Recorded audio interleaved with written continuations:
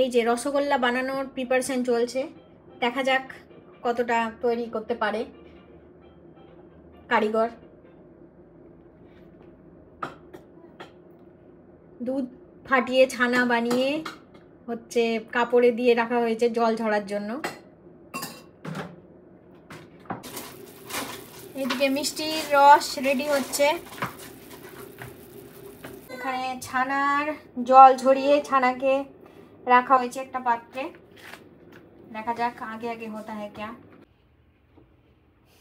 ছানা মাপা হলো 1125 গ্রাম দেখাচ্ছে, কিন্তু তার মধ্যে প্লেটটার ওজনই আছে 500 গ্রাম।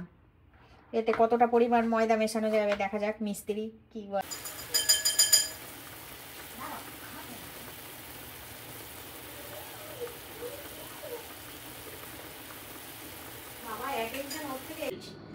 ফাইনালি রসগোল্লা হয়ে গেছে, ফেটে ফেটে গেছে।